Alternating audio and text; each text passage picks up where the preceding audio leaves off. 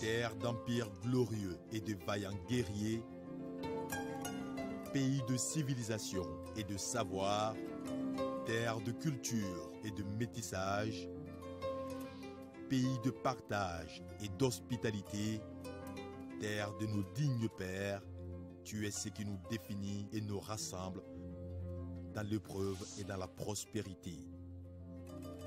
Comme un seul homme et pour un seul destin, nous ferons de toi, Mali, une terre de paix.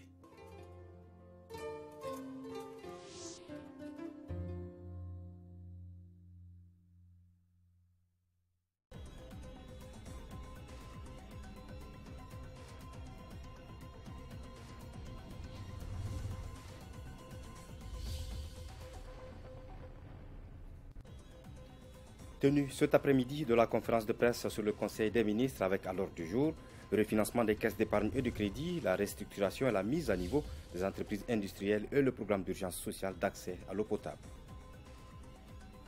Fin de la visite à Kayes du ministre de l'Équipement et du Désenclavement, Traoré Seynabou Diop, à marge du lancement des travaux de la route Kayes-Sadiola, a visité le chantier du deuxième pont de Kayes, pont financé par le budget national à hauteur de plus de 57 milliards de francs CFA. Rencontre d'échange des femmes de la région de Ménaka pour partager le contenu de l'accord pour la paix et la réconciliation. 2 jours de travaux leur ont permis de s'engager à garantir la paix dans leur région. Merci de rester sur nos programmes. Bonsoir et bienvenue au journal sur l'ORTM. Le président de la République, Ibrahim Boubacar Keïta, accompagné de son épouse, est arrivé cet après-midi à Kigali, au Rwanda. Ibrahim Boubacar Keïta doit y prendre part la 3e édition du sommet Transform Africa. C'est un rendez-vous annuel qui mobilise autour des chefs d'État et de gouvernement, des organisations internationales et de grandes entreprises évoluant dans le secteur des TIC. Environ 3000 participants, dont 300 maires des villes africaines, sont attendus cette année. L'objectif est de permettre aux États membres de devenir des économies intelligentes et innovantes avec des climats d'affaires favorables qui attirent les investissements. Arrivé donc du chef de l'État, son Excellence Ibrahim Boubacar Keïta, et son épouse cet après-midi à Kigali, au Rwanda. Le président de la République doit y prendre part à la 3e édition du sommet Transform Africa, un rendez-vous annuel qui mobilise autour des chefs d'État et du gouvernement, des organisations internationales et de grandes entreprises évoluant dans le secteur des TIC. Nous restons avec le président de la République qui a reçu hier ici à Bamako en audience l'ambassadeur du Luxembourg, directrice de la coopération et du développement, Madame Schomer, en fin de mission dans notre pays. L'ambassadeur du Luxembourg, à sa sortie d'audience, c'est au micro de Mariam Sagara. Après 4 ans comme ambassadeur du Luxembourg auprès du Mali, j'ai voulu faire mes adieux, si on peut dire, dans mes fonctions actuelles et faire le bilan de ce que j'ai essayé de faire au cours des années dans les relations entre le Mali et le Luxembourg. Et qu'est-ce que vous retenez du Mali avant votre départ? L'accueil chaleureux, le plaisir de travailler avec des professionnels, l'humour. Donc, ce fut un plaisir de travailler aussi bien à Bamako, mais aussi je suis allée à Ségou, à San. J'ai rencontré beaucoup de gens sur le terrain. J'ai vu combien les gens sont engagés. J'ai vu aussi le processus de paix se mettre en place, en espérant que maintenant, avec les autorités intérimaires, on va encore passer une autre étape. Donc, ce fut à partir d'une période très difficile, 4 ans de route vers la paix. Pour les années 2013-2014, un plan d'urgence important et à partir de 2015, une nouvelle programmation de coopération pour un montant total de 36 milliards de francs CFA.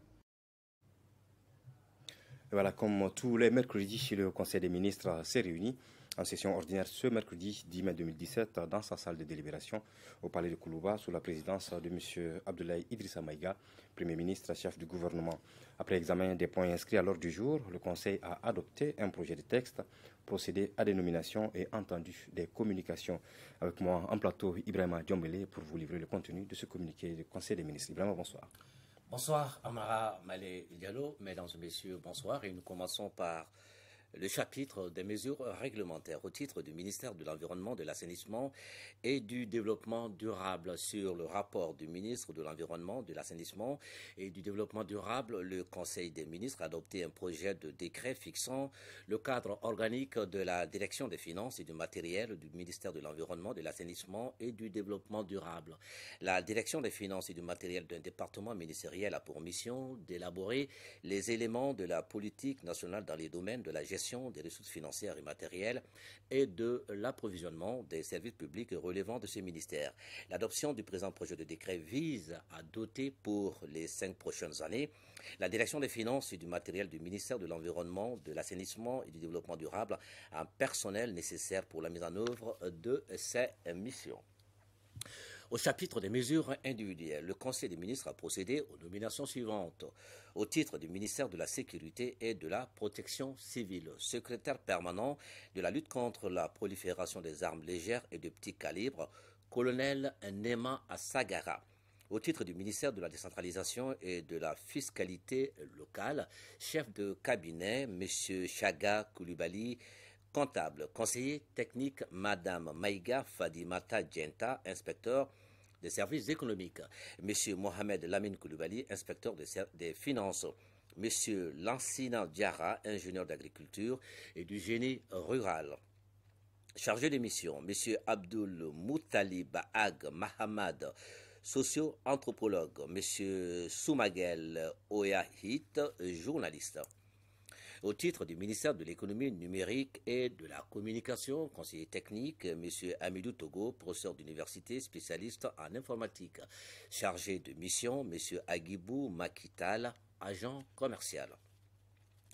Au titre du ministère de l'Énergie et de l'Eau, président directeur général de l'Agence malienne pour le développement de l'énergie domestique et de l'électrification rurale, à Madère, M. Mamadou Ouattara, ingénieur électricien. Au titre du ministère de la promotion de la femme, de l'enfant et de la famille, chargée des missions, Madame Lala Oualet Ahmed, gestionnaire des ressources humaines. Au titre du ministère de la Jeunesse et de la Construction citoyenne, directeur général du service national des jeunes, colonel Keba Sangari.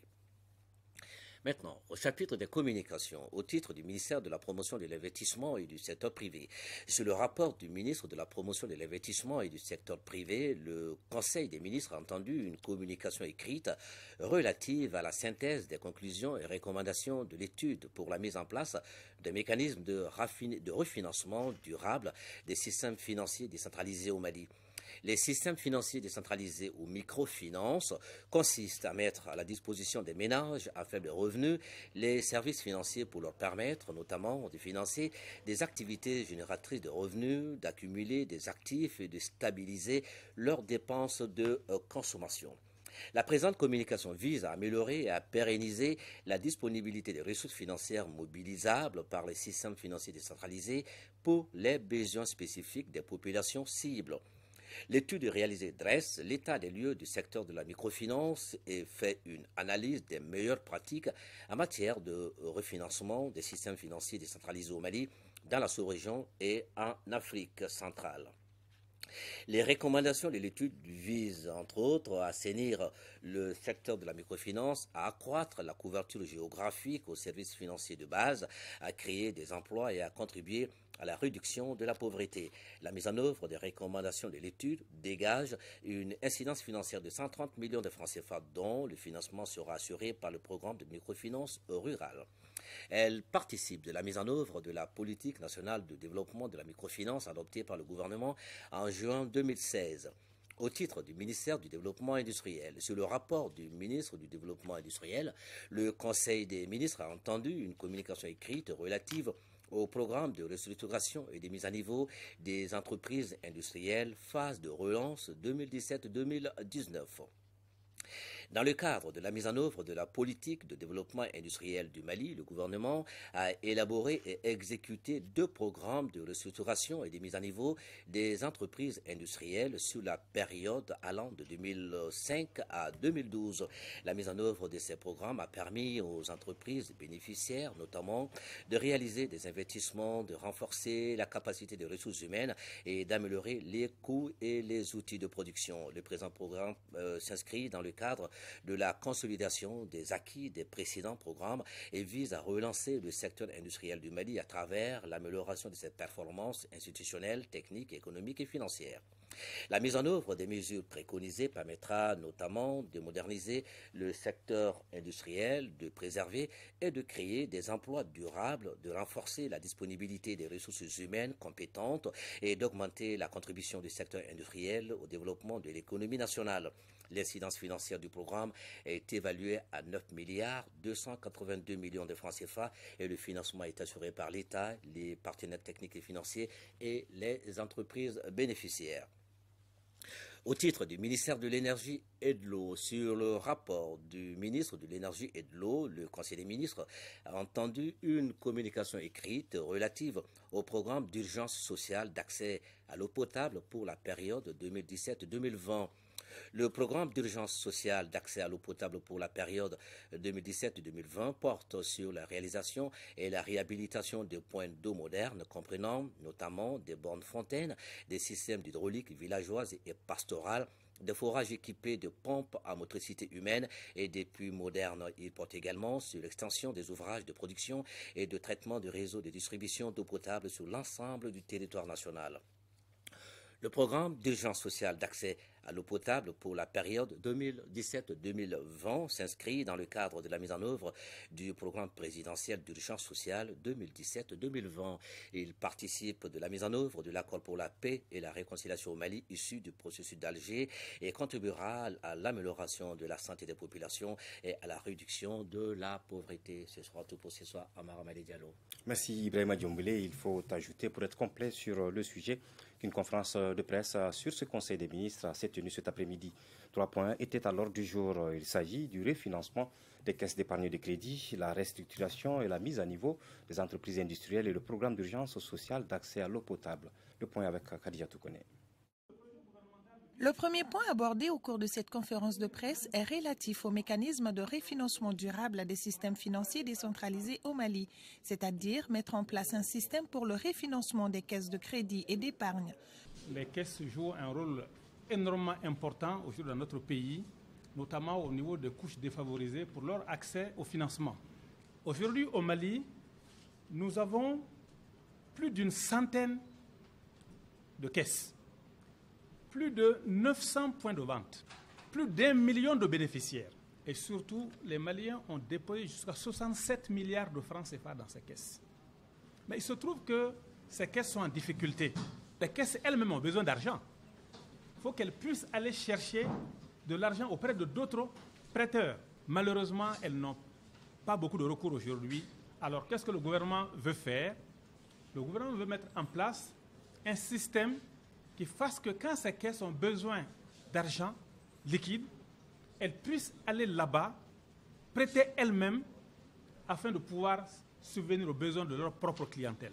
Et pour le financement de ce projet, le gouvernement est en train d'élaborer des stratégies. Ces études sont en cours, elles ne sont pas encore terminées. Ces fonds seront financés aussi bien par le gouvernement que ses partenaires de développement. Quand l'étude va être conduite jusqu'à son terme, on saura exactement quel est le montant idéal qu'il faut avoir et les partenaires du Mali sont tout à fait favorables à ce projet. Avec la crise que notre pays a connue, le programme de restructuration et de mise à niveau des entreprises industrielles était suspendu.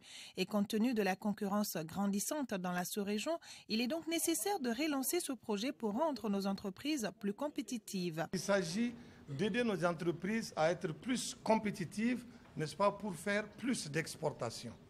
N'est-ce pas? On sait que les entreprises industrielles ont ceci d'avantageux, c'est qu'elles créent plus d'emplois. Alors donc, elles luttent contre la pauvreté. Et étant dans un monde ouvert, à l'UEMOA, de la CEDEAO et d'ailleurs de la mondialisation, il faudrait aider ces entreprises en ce qu'elles soient plus compétitives. Le ministre de l'Énergie et de l'Eau était aussi présent à cette conférence de presse pour parler du programme d'urgence sociale d'accès à l'eau potable 2017-2020. Ce programme permettra d'améliorer les conditions de vie des populations. Au Mali, grâce aux efforts des autorités, 66% des populations ont aujourd'hui accès à l'eau potable, selon le ministre Malika Lousseni. Mais beaucoup reste à faire, poursuit-il. Malgré tous les efforts consentis, on dénombre aujourd'hui 1280 villages et fractions, sites pastoraux qui n'ont pas accès à un point d'eau potable. On dénombre également 377 localités dites des centres ruraux qui n'ont pas accès à une adduction d'eau sommaire et 90 centres semi-urbains qui ne disposent pas d'une adduction d'eau complète. Cette situation étant faite, l'orientation faite au ministère de l'Énergie et de l'Eau, c'est de faciliter l'accès géographique et financier des populations à l'eau potable sur l'ensemble du territoire national. Le programme qui a été soumis à l'examen du Conseil des ministres vise effectivement à traduire concrètement cette orientation. Il ressort de cette conférence de presse que plus de 150 milliards de francs CFA ont été investis dans des projets en cours pour permettre à tous les Maliens d'avoir accès à l'eau potable. Réunion du comité interministériel sur le développement social et culturel, réunis autour du Premier ministre Abdoulaye Idrissa Maïga. Les ministres concernés ont fait le point et instruction leur a été donnée de pousser le développement social et culturel dans un élan de synergie. Amadou Konaté, président du comité, revient sur les directives au micro de Aoué Touré. C'est pour que le Premier ministre nous indique le cadre dans lequel il souhaiterait nous voir travailler et les attentes qui sont les siennes. Parmi ces attentes, il y a d'abord la synergie dans nos actions. Il y a l'effectivité de manière vraiment opérationnelle de la solidarité gouvernementale. Et il y a la prise en compte des dimensions et stratégiques de notre action et des dimensions opérationnelles convergentes de nos interventions. Et il a beaucoup insisté sur la nécessité de faire des choix, mais sur l'obligation d'exécuter les engagements pris à partir des choix que nous aurons faits. Je pense que c'est une rencontre assez utile que nous venons de faire. Ça nous a permis de créer le cadre dans lequel nous allons appliquer ce dont nous avons toujours été convaincus, à savoir qu'une intervention dans le secteur de la santé ne sera jamais complète aussi longtemps qu'elle ne sera pas accompagnée d'une intervention dans le secteur de l'éducation. À savoir qu'une intervention dans le secteur de l'éducation et de la santé ne seront jamais des interventions attractives aussi longtemps que ça ne nous permet pas de nous préoccuper des perspectives d'emploi. La nécessité de nous préoccuper des disparités et de nous mobiliser pour réduire les disparités. Monsieur le ministre, décidément, c'est un vaste chantier. Autour de quels axes vous allez mettre l'accent prioritairement? Nous allons mettre l'accent prioritairement autour de l'axe, par exemple, de l'accès aux services sociaux de base. Une autre chose que nous aurons à faire, comment créer un dialogue fructueux entre les différents partenaires qui sont les bénéficiaires de l'action, mais qui sont aussi ceux qui nous accompagnent dans une bonne conduite de l'action, d'où la relation gouvernement-société civile.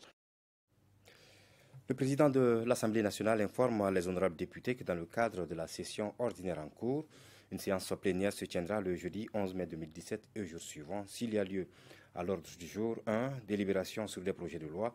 2. Création de réseaux parlementaires. 3. Communication. Les travaux débuteront à partir de 10 h dans la salle Modibo Keïta. Le président s'est compté sur la présence effective des honorables députés et la séance est publique. Parlons à présent des projets et programmes du ministre de l'Environnement, de l'Assainissement et du Développement durable soumis aux partenaires techniques et financiers. Au cours de la réunion de groupe thématique, il a été question de la prochaine quinzaine de l'environnement à Mopti et de la participation du Mali à la COP23 à Bonn en Allemagne. Le compte rendu de Moïse Traoré. Les contributions des partenaires techniques et financiers sont attendues pour réussir la 18e édition de la quinzaine de l'environnement. Des activités que la présidente du comité d'organisation annonce pour la période du 4 au 17 juin 2017 à Mopti. Occasion pour la première responsable du département de rappeler plusieurs actions entreprises avec l'appui des partenaires.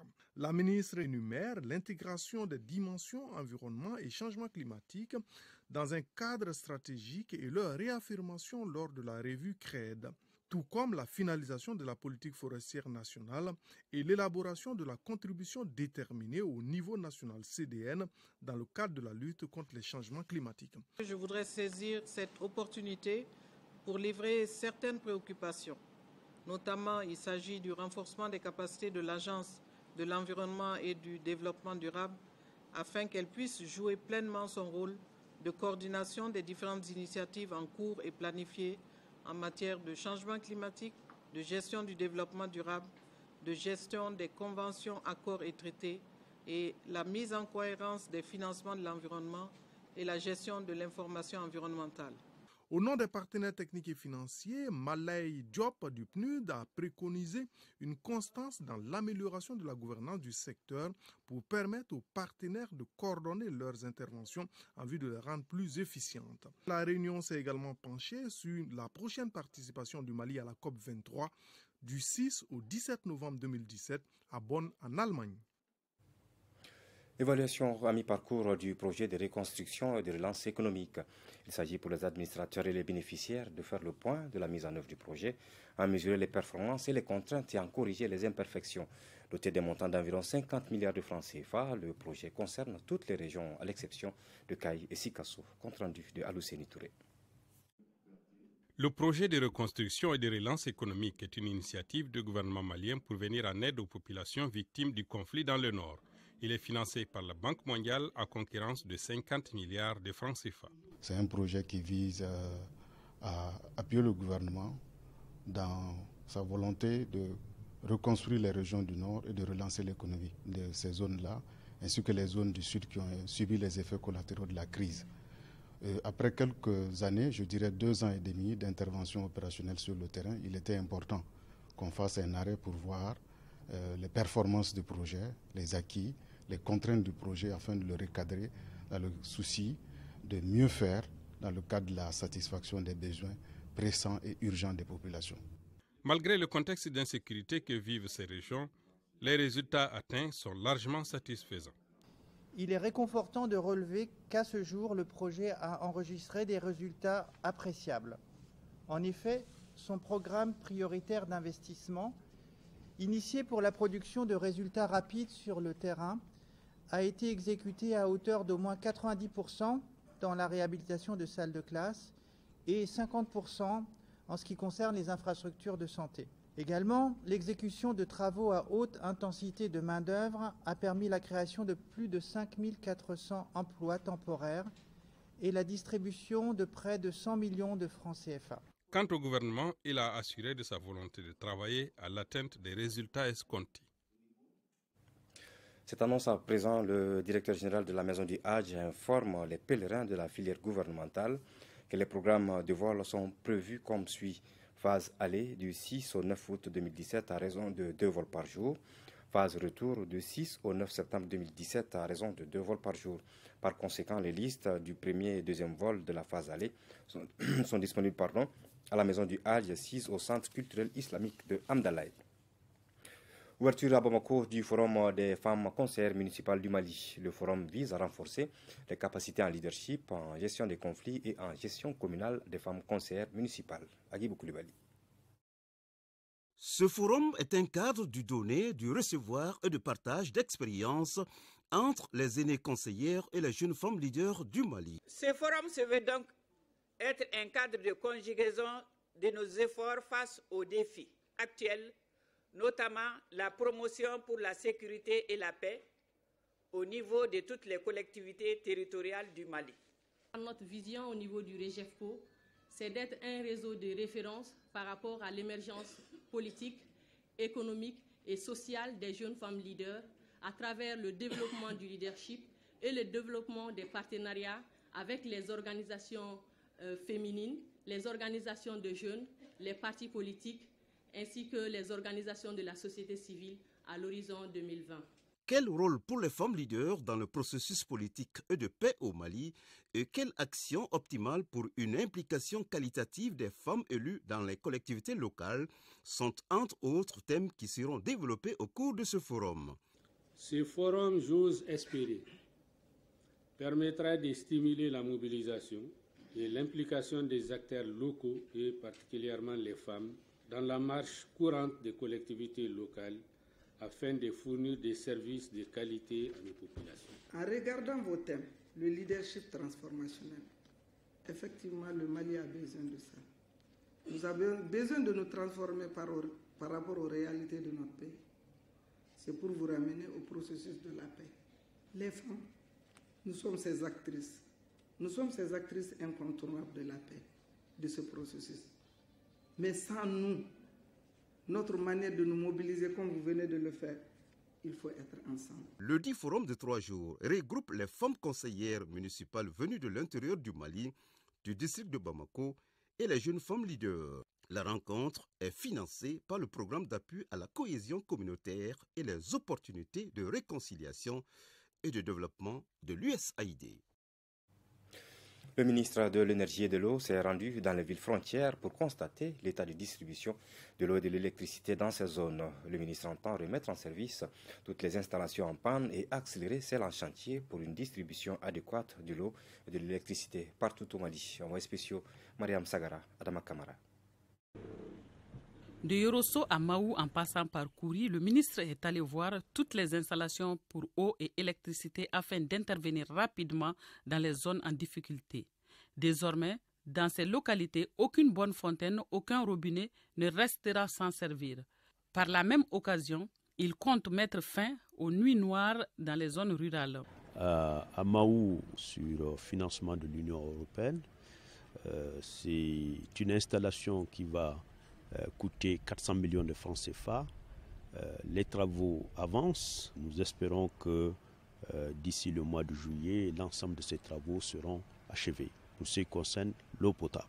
Par contre, dans le domaine de l'électricité, les instructions ont été données à la Société Énergie du Mali pour intervenir et faire des propositions d'une centrale hybride, thermique et solaire pour l'alimentation en eau potable donc de la localité. Kouri, les problèmes sont relatifs à la gestion, à l'exploitation.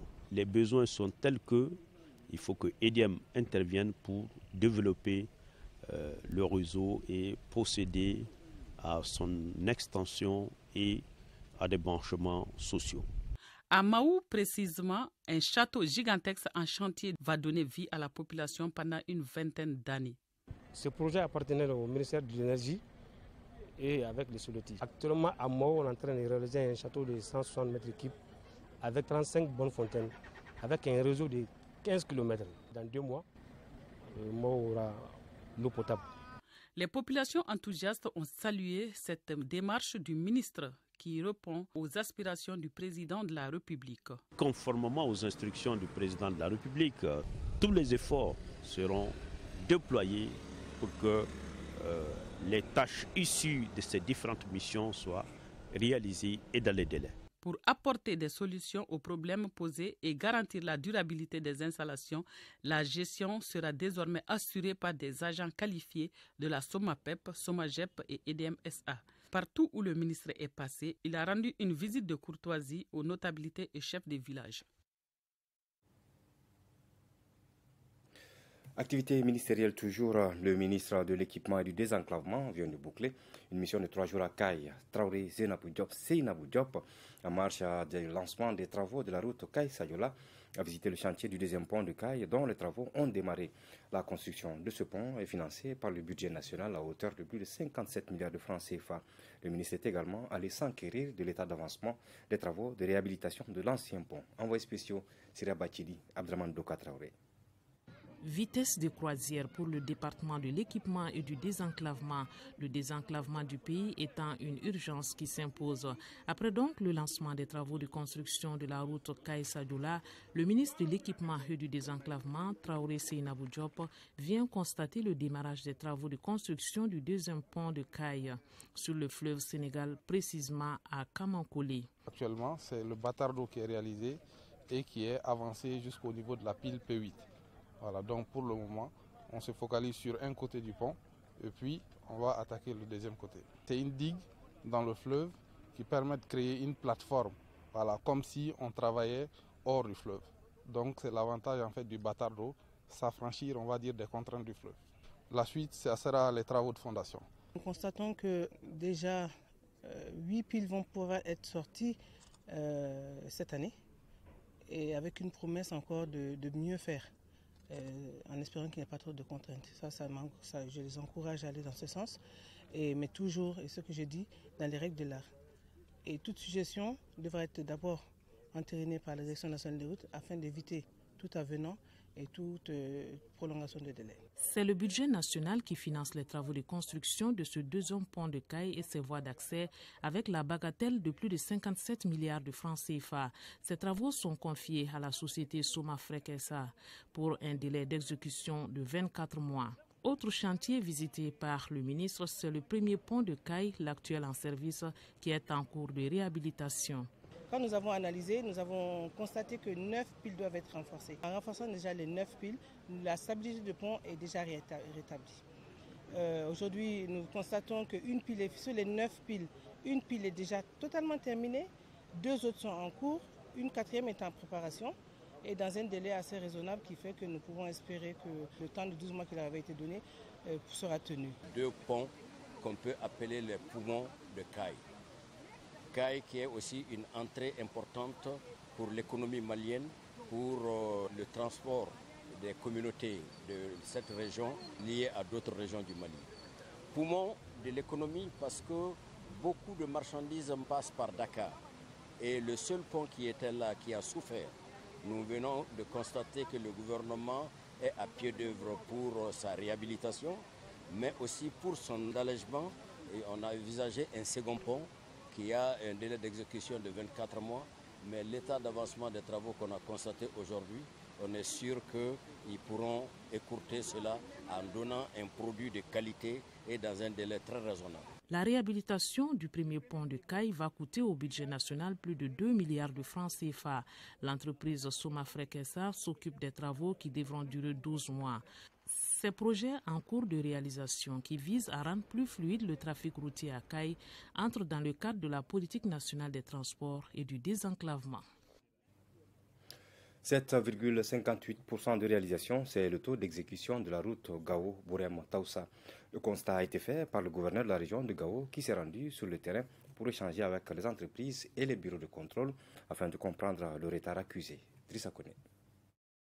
Prévu pour une durée d'exécution de 24 mois, la construction de la route Gao-Bourem-Taoussa, long de 130 km lancée le 30 octobre 2016 et confiée à 2 entreprises locales, à savoir Sonef et Etilemsi, connaît de nos jours un taux d'exécution de 7,58 et un délai consommé de 47,47%. Sans ces entreprises locales, les travaux ne seront pas démarrés au jour où nous sommes. Parce que l'entreprise chinoise, qui est l'entreprise mère, ils ont perdu des compatriotes à Gao ici. Depuis lors, ils ont replié tous les matériels et finalement, ils ne sont pas là. Il y a des problèmes, des difficultés par rapport aux équipements sur le terrain. Ça se lie un peu à la capacité des entreprises. Donc, je pense que le seul problème aujourd'hui, c'est un manque d'équipement. Après avoir parcouru 19 km et échangé avec les entreprises et bureaux de contrôle, le gouverneur s'est dit confiant malgré le retard accusé et les réalités du terrain. Les entreprises sont à pied d'œuvre, même si des efforts restent à fournir, notamment en matière de dotation en matériel. Les ouvriers sont sur le chantier, quelques matériels sont disponibles, il y a des débuts d'exécution, c'est vrai qu'il y a des retards aussi. Il va falloir qu'on se retrouve, tirer les enseignements et voir comment respecter les délais. parce que c'est un programme qui nous tient à cœur. Et aux entreprises de donner gage que des actions sont en cours depuis 1 mois pour faire bouger les lignes. Rappelons que cette infrastructure coûtera au Mali et à ses partenaires de la BOAD et du Fonds saoudien plus de 20 milliards de francs CFA. Les femmes de la région de Ménaka se donnent la main pour renforcer la paix.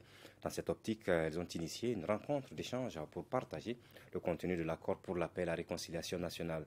À l'issue de 2 jours de travaux, elles se sont engagées à garantir la paix dans leur région. Le commentaire de Fadema Keita. Rien de durable ne peut se construire sans l'implication des femmes. C'est pourquoi le Centre pour le dialogue humanitaire HD a accompagné les femmes de la région de Ménaka pour la consolidation de la paix dans cette partie du Mali, éprouvée par les conséquences de l'insécurité depuis plusieurs années. Les initiatrices de la rencontre ont insisté sur l'entente entre les femmes d'une part, l'entente entre ce groupe et les autres couches de la société d'autre part. Nous invitons nos sœurs à la cohésion sociale. Nous, les femmes, nous sommes les maillons essentiels de la paix. Nous leur demandons de s'impliquer car nous sommes les premières bénéficiaires de la paix. Et que les femmes de la région de Ménaka soient d'abord unies, que la cohésion sociale règne dans la région de Ménaka et que ces femmes s'entendent pour aboutir à la réconciliation des cœurs et des esprits. Cette rencontre, à l'allure d'un forum, vise à mobiliser l'ensemble des femmes de Ménaka pour la mise en œuvre de l'accord pour la paix et la réconciliation nationale au Mali issu du processus d'Alger. Raison pour laquelle les autorités locales et les partenaires n'ont pas hésité à apporter leur concours. Par rapport à cette rencontre, le rôle des femmes, l'objectif de la rencontre, c'est que toutes les femmes de Ménaka doivent contribuer à la mobilisation sociale pour la mise en œuvre de l'accord de paix et de réconciliation. Il s'agit d'informer et sensibiliser la société civile, en particulier les composantes femmes, jeunes, sur le processus de paix et les avantages prévus dans le plan d'action de l'accord concernant ce groupe, c'est-à-dire les femmes et les jeunes. Ces concertations de 2 jours ont permis aux femmes et aux jeunes de la région de Ménaka de s'approprier le contenu de l'accord. À présent, le contenu de ce communiqué conjoint des partis politiques MPR et MCATT. Le comité exécutif national du mouvement citoyen pour l'alternance, le travail et la transparence MCATT, conduit par son président, M. Jamil Bitar, a été reçu par le Bureau national du mouvement patriotique pour le renouveau, MPR, conduit par son président, M. Shogel Kokalamaïga, à son siège à Lafiabougou. Les 2 délégations ont eu des échanges fructueux autour des questions touchant leurs formations respectives et certaines grandes préoccupations de la nation telles que l'insécurité, les mouvements sociaux et l'éducation.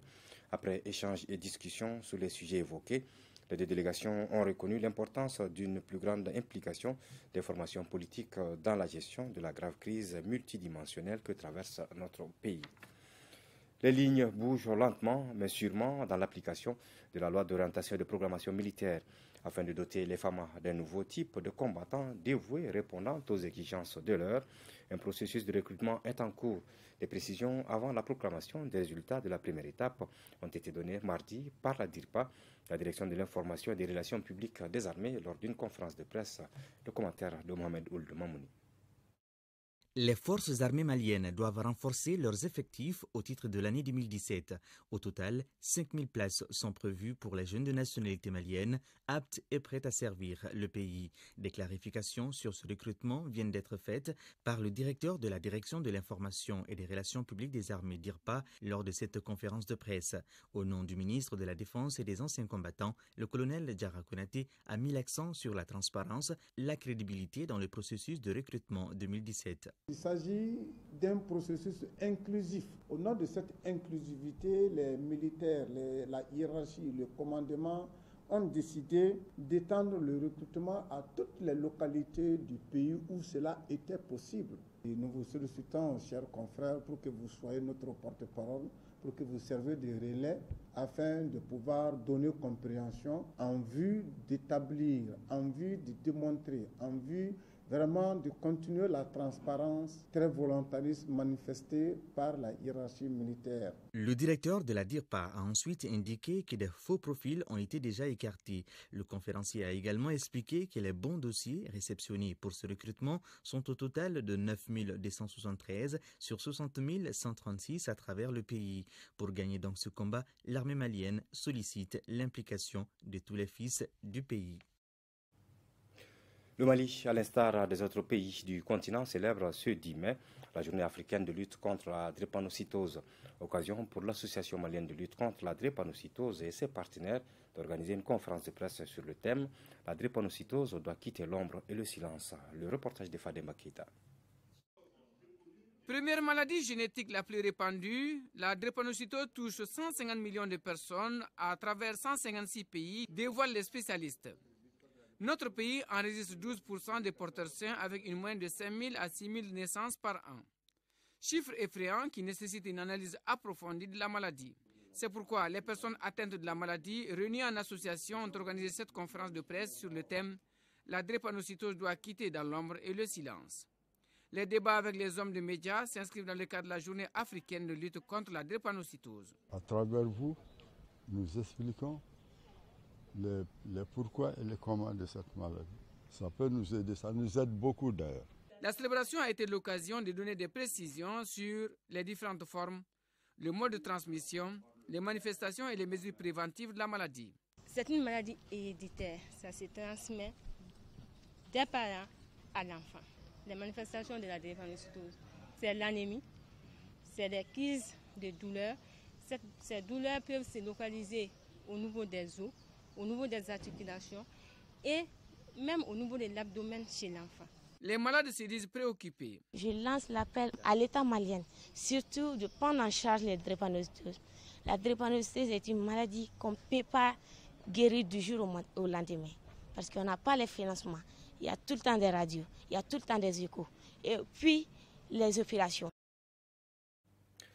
L'ambassadeur de l'Union européenne au Mali a organisé mardi un cocktail à son domicile. Il s'agissait de donner le ton d'une série d'activités prévues cette semaine à l'Institut français de Bamako dans le cadre de la célébration de la journée de l'Europe. Une journée célébrée chaque 9 mai à travers le monde. Le commentaire de Foussine Tounkara. Les discours prononcés au cours de cette cérémonie commémorative du 9 mai, journée de l'Europe par l'ambassadeur de l'Union européenne au Mali, a porté essentiellement sur les relations entre l'UE et notre pays. En effet, la relation de l'Union européenne, c'est-à-dire la relation des États membres et des institutions avec le Mali est ancienne, profonde, substantielle et en évolution constante dans le sens d'un élargissement et d'un approfondissement et d'un renforcement. Depuis 1958, surtout avec cet instrument principal d'intervention qu'est le FED, le Fonds européen de développement, cette aide s'est matérialisée par, en ordre de grandeur, 2 milliards de francs de CFA dans 3 secteurs principalement. Les transports, l'accompagnement macroéconomique et budgétaire et le développement rural. L'apport de l'Europe dans l'aboutissement du processus d'Alger et le renforcement des capacités de nos forces armées de sécurité a été également évoqué. La présence politique européenne a notamment été illustrée par l'implication des Européens au sein de la médiation dans ce qui est devenu l'accord de paix et de réconciliation de 2015 en matière de sécurité. L'Union européenne a déployé une mission de formation et de conseil auprès de l'armée malienne, le UTM, qui a formé 10 000 militaires depuis 2013. Au cours de cette rencontre, la voix du Mali a été portée par le ministre des Maliens de l'Extérieur. Au nom de son Excellence, M. Ibrahim Boubacar Keïta, président de la République, chef de l'État, je voudrais souhaiter joyeux anniversaire à nos partenaires européens.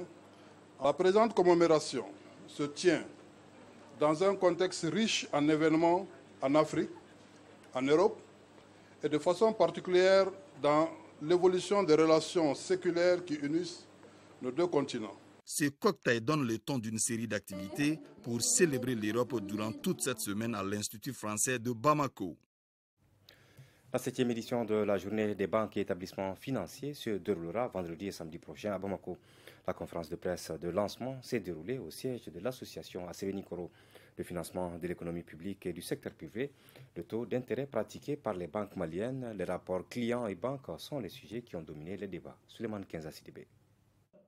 La journée des banques et établissements financiers offre un aperçu sur les opportunités, les types de produits bancaires pour les clients et la possibilité des banques à former les jeunes pour assurer la relève de demain. Cette journée des banques et établissements financiers a pour objet d'assurer la promotion et la vulgarisation des produits et services bancaires, l'information, la sensibilisation et l'éducation financière des populations, la bancarisation et l'inclusion financière afin que le secteur financier soit inclusif.